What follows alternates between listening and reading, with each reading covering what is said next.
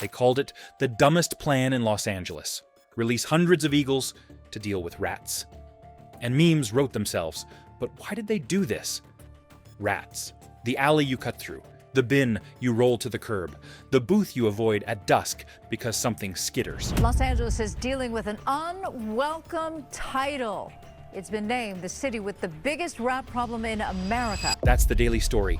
Gnawed bags, chewed wires, small fear with whiskers. Not loud, but just everywhere. So the fix began in the sky. Quiet. Careful. A shadow on the block before a headline on your phone. But if the problem lives on the ground, why start above it? Debt paid in feathers. Cities don't heal on wishful thinking. Schedules help. New bins help. But the bites keep appearing when nothing is watching. Los Angeles grew fast. Deliveries stacked. Dumpsters overflowed. Drains pulsed after rain. On paper, those were inspections and routes and tickets. At street level, they were invitations. Come closer, the waste whispered. Rats memorized our habits like a second clock. A predator is a summary of a food web. When the watcher is missing, the bold get bolder. The bill didn't show up in an envelope. It arrived as scratchings and drywall, a tripped breaker in a bakery, parents telling kids not to set snacks on playground rails. The absence of a watcher became normal. That was the dangerous part. We learned to live around it. We shifted deliveries, stored bread higher, bought traps, argued about poison. We called it the way the city is. That phrase is how surrender wears a badge. But a ledger can be rebalanced. You can pay what you owe to your own streets. Not with louder warnings, but with presence that makes boldness expensive. If you want the ground to behave, write the rule where rules start. Up there, the garbage past and the quiet permission. Trash out too early is a rat-calling card. For decades, the side story under every loading dock was simple. Food in the wrong hours, lids that didn't lock, alleys that stayed dark. That's not mess, that's permission. A city runs on rhythms, and we had trained a whiskered population to treat our negligence like a buffet with a standing reservation. You could stand on a curb and think you were seeing order. Blue bins lined up, a truck beeping backward, clipboards and checkboxes. Listen longer, and you'd hear what else was present. A ripple in the sack, a bold shape at noon, a route rehearsed to our routine urban problems hide in plain sight. Because we stop looking up. We argue on the ground about bait and glue while the sky remains empty, and emptiness is a kind of policy. Permission tastes like peanut oil along a delivery route and smells like last night's fries leaking into a storm drain. It looks like the 5-minute gap when a lid is ajar, because it's only a second. It sounds like a quiet tap in a wall no one wants to open. When permission settles in, it colonizes our expectations.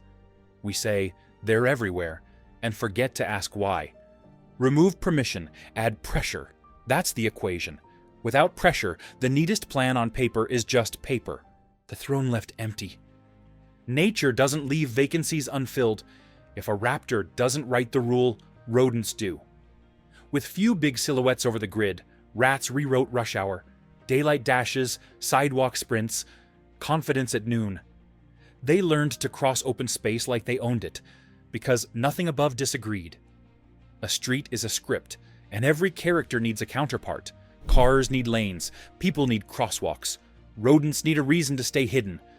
Remove the counterpart, and the scene plays wrong. Longer appearances, shorter retreats, bolder foraging routes, drawn like shortcuts across your shoes. Fix the rule up high, and the sentence on the ground can read correctly again. But how do you invite eagles into a city of glass and wires? Into a skyline that hums, blinks, and smells like takeout? You don't wait for perfect. You fix the roof while the rain is falling. You build places where a bird can be wild, not a prop. You make air feel like territory again. And you accept that the smartest repairs look ridiculous when compressed to 6 words. How to build a sky. The plan raised young birds to strength without teaching them to love us. Food arrived invisibly. Doors opened to thermals, not hallways. The first step into air wasn't a march, it was a choice. And choice is how wildness stays wild. Think of a wooden balcony above a buffet. For weeks, juveniles watched the city they'd govern. Wind through slats, litter lifting to map currents, gulls tracing the edges of heat. A skyline makes its own weather. Towers teach a bird to read it. You can't ask a raptor to patrol a block if it can't find the line where heat rises between asphalt and river. You don't train a guardian by waving. You let the air finish the lesson. In parallel, crews fixed attractants, locking lids, shifting schedules, lighting alleys. "We changed the sky" sounds poetic. It's also practical. Pressure from above means nothing if the ground is shouting an invitation. The message had to rhyme. Sky, occupied, ground, closed for boldness. That rhyme, repeated, is what a neighborhood begins to trust. Repeat, repeat again, repeat until repetition turns into population. That's how method becomes presence. That's how presence becomes habit, and habit is the ordinary form of safety. From gnawing to glances. The first drops sounded like wind. A wobble, a catch, a glide to a light pole above a strip mall. No ribbon cutting, no golden scissors, just a darker shape on the power line, changing the mood of a well-worn route. A lid rattled. A whisker tested air, a script changed one beat at a time. Glue boards thinned where pellets appeared. Not because speeches convinced the whiskered, but because risk relearned how to stand in the open. When a watcher takes a perch, the ground remembers a language it forgot. Wait. The difference between a dash at noon and a dash at midnight is the difference between a city that works around a problem and a city that solves one. Technicians tracked pings, river corridor, wholesale blocks, a reservoir edge. The work felt like carpentry after a storm. Brace this, patch that, leave when it can stand. It's not heroic to count shadows on a block at dusk. It's professional. When the silhouettes multiply, panic drains out of a neighborhood slowly, like water leaving a street after a clogged grate is cleared. One corridor calmed, then another. Disbelief lost its balance. A map began to shade in where a joke had been proof at last. A banded bird from the river tower showed up near the loading docks a month later. Another took a freeway verge no one predicted. One learned the late thermals over a reservoir and began a loop that made a rat's noon route feel like a dare. Complaints dipped where silhouettes grew routine. There is a specific silence to a block that feels watched. Fewer startled yelps, fewer broom handles banging lids, fewer phones out recording a tale that shouldn't be that bold at that hour. Presence. When a diagram on a whiteboard turns into talons, gripping a crossarm and a fresh pellet where glue boards used to crowd. That moment arrived without confetti. Just a line on a report and a shoulder that didn't realize it had been tight for a year. Proof in a city is never a single number. It's a handful that rhyme. Sanitation calls down. Power outages linked to gnawing down. School custodians reporting fewer sightings in the lunch hour. Grocery managers ordering fewer traps. That rhyme is the music of enough watchers overhead. When multiple corridors went quiet in the same season, whole neighborhoods dropped their shoulders an inch, not because magic happened, because method finally had momentum. The streets could hold their own again. And when streets hold their own, people stay out a little longer and believe a little more in the idea that care beats cynicism. If this surprised you, drop a comment. And while you're here, like and subscribe. Fix the sky, save the ground. When you change the sky, the ground responds. Not in metaphor, not in abstraction. In population counts, in paw prints, in weight on a scale. You can measure it. Fewer chew calls, cleaner lids, hot nights without tripped lines. Custodians who stopped seeing tails at noon. Parents sitting on benches without scanning the shrub line before they set down a juice box. It reads like poetry until you start adding up the hours not spent on the phone with a service line. Then it reads like money saved and nerves spared. Rats didn't need poison to move. They needed the correct pressure. With watchers overhead, runs got shorter. Daylight dashes fewer, boldness rarer. Blocks began to breathe again, not in metaphor, but in maintenance logs and quieter alleys. A city is a living thing that interprets signals. This signal was old as wind and honest as gravity. Predation is not punishment, it's punctuation. It makes sentences read correctly. It turns "every bin is a buffet" into "that gap is not worth it at noon." It teaches a population to schedule itself into shadows again, where it belongs in an ecosystem that includes us without centering our mistakes. You can't bait your way to balance. You can design toward it.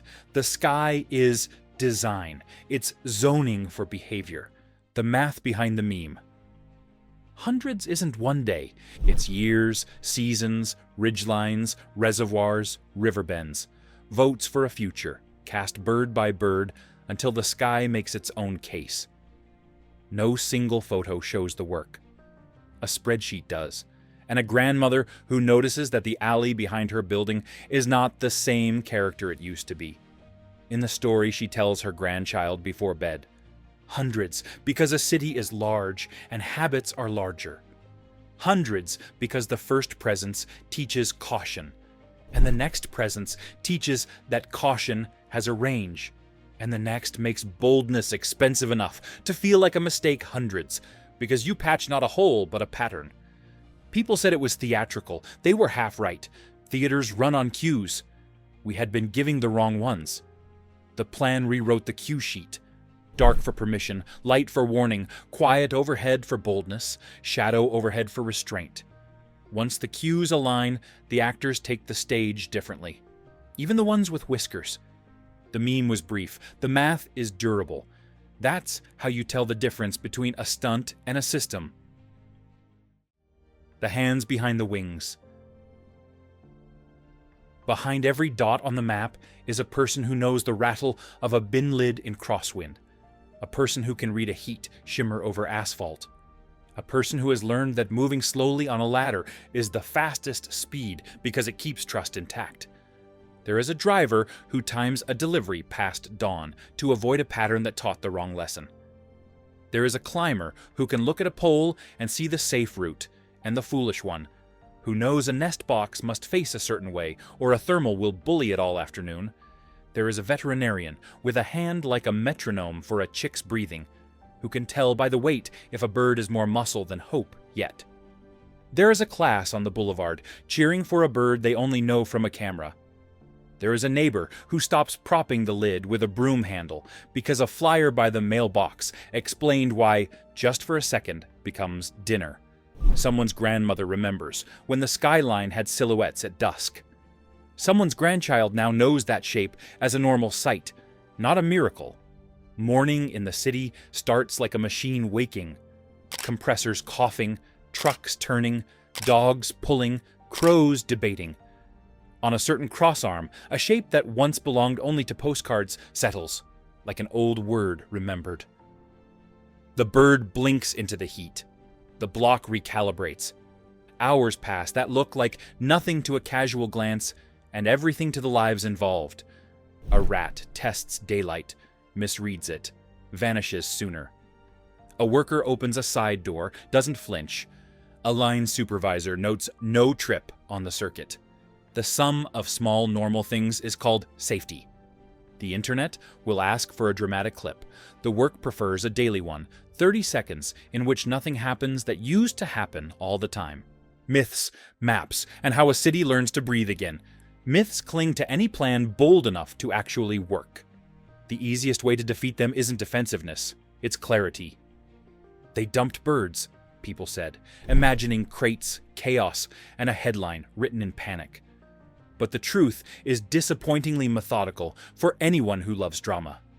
The birds were raised to strength, released with intention, and guided only long enough to ensure survival before being allowed to be wild on their own terms. The plan was never companionship. The plan was competence. A city cannot lease a predator. It can only host one, then learn to live in a world where it no longer occupies the top floor alone. It's a waste, others argued, usually from blocks that had forgotten the cost of gnawed wires, shuttered shops, closed playgrounds at dusk, and the slow embarrassment of a problem everyone pretended was normal. But repair is not wasted currency. It is restitution paid in public quiet. The same city that unintentionally subsidized the spread of rats now invested in their discouragement, and the result is visible in details no one used to celebrate. Bins that don't rustle at dusk, sidewalks without midnight movement at the edge of vision, cafeterias where the loudest thing at lunch is lunch itself. A practical apology doesn't sound like regret. It looks like measurable relief. They'll just move the problem, was the next rebuttal, born from the assumption that rats behave like weather. Unstoppable, uniform, inevitable. But pressure is directional. Behavior is elastic. When the queues stay tight, lids locked, alleys lit, waste timed instead of endless, skies occupied instead of vacant, the problem doesn't migrate. It reshapes fear. Applied evenly, doesn't create an escape route. It creates smaller footprints, shorter outings, and eventually fewer incentives to stay at all. The goal was never softness. The goal was accuracy. A city that enforces consequences doesn't need cruelty. It only needs consistency. What about the rest of the neighborhood ecosystem? Came next, delivered with genuine concern. A city is not a problem with a single villain. It's a network with overlapping contracts. When a strong aerial presence returns, routines adjust. Squirrels hesitate at crossings they once treated like highways. Pigeons renegotiate their safe hours. Even the stillness sounds different when it is chosen rather than imposed. But the intent was never to terrify the system into silence. It was to restore hierarchy. Not chaos, not stillness, but structure, pressure, not panic, influence, not annihilation. The kind of balance that doesn't look dramatic on camera, but feels unmistakable underfoot. Cities have anatomy if you learn how to look at them.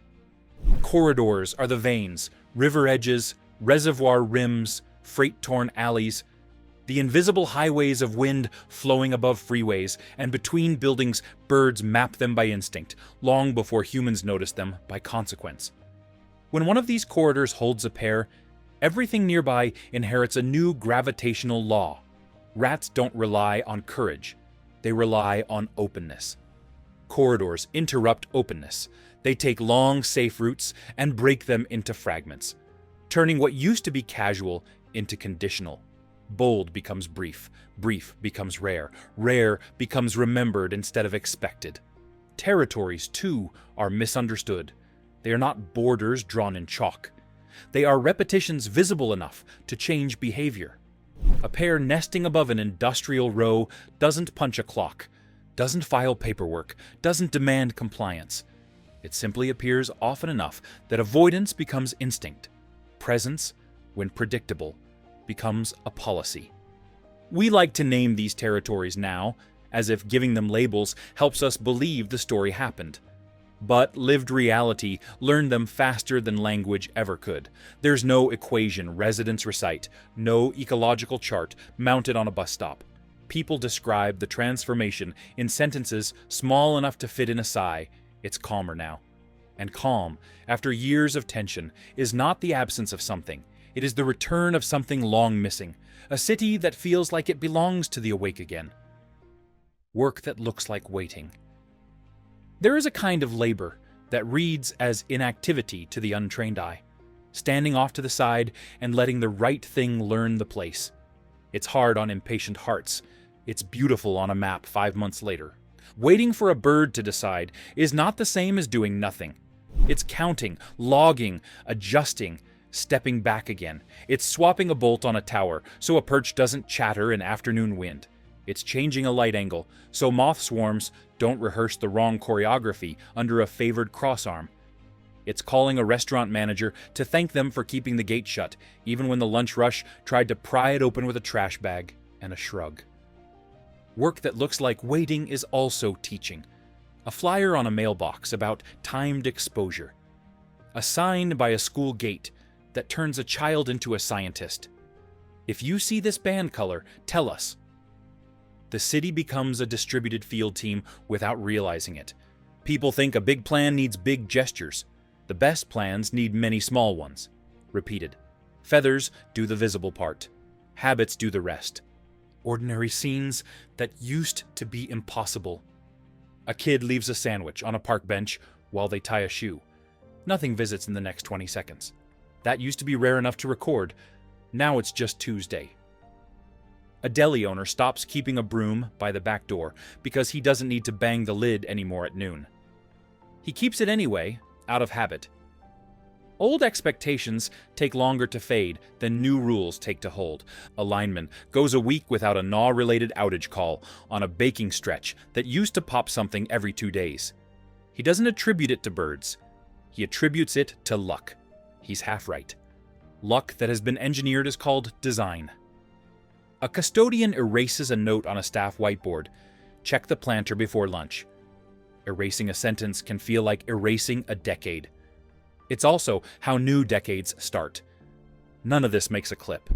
All of it makes a city livable in a way you feel in your shoulders more than your eyes. Costs, trade-offs, and why it's still worth it. No plan is free.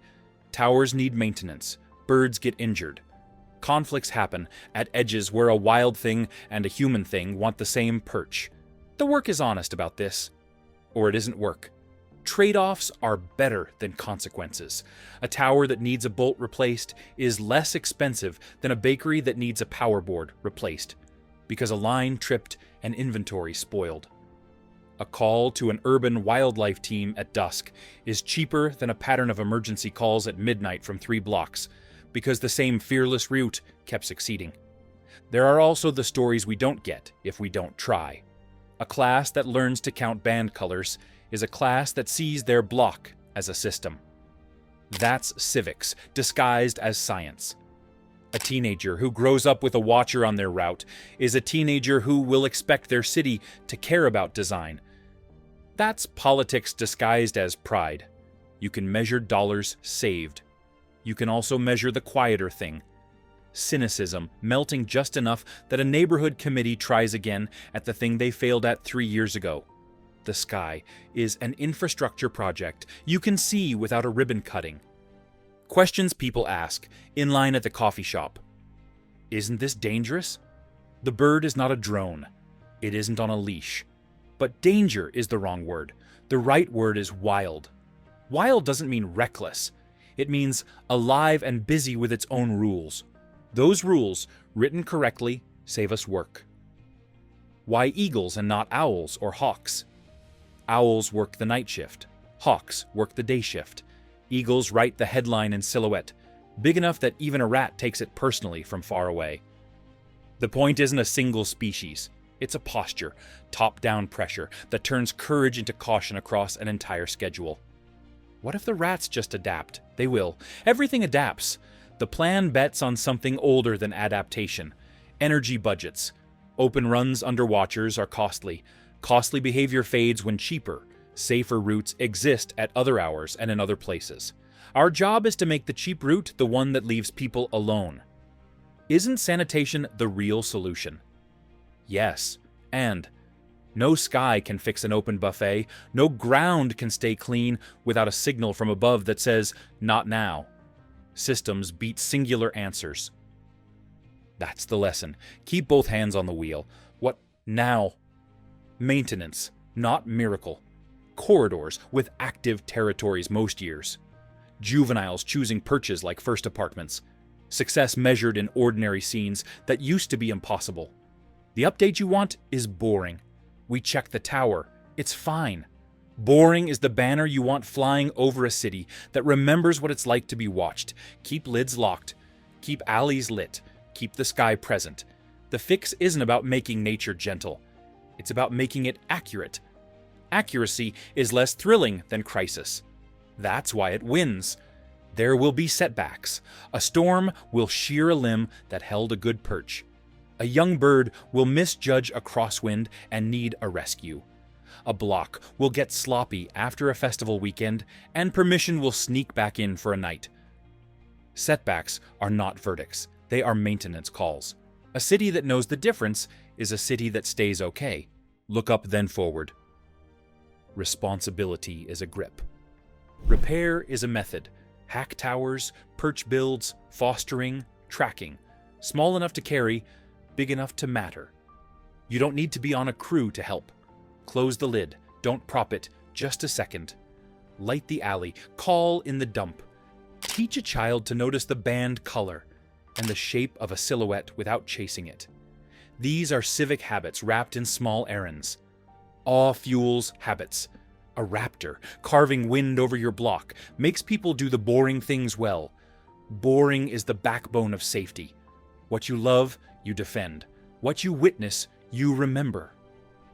Memory turns programs into culture. Evening now. A pear rises on a column of warm air and becomes, for a moment, the most important punctuation mark in the entire sky.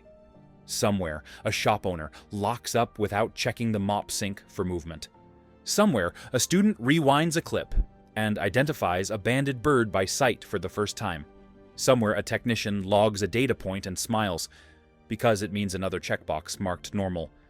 And below it all is a city that once laughed at a 6-word headline and then did something rarer. It learned. It stayed. It fixed what it could fix, one careful season at a time. If a city can fix a sky once, what else do you think we could repair if we actually tried? Tell me in the comments. I read them all. And if you love stories where effort beats cynicism, hit like and subscribe. Let's make more of these go viral.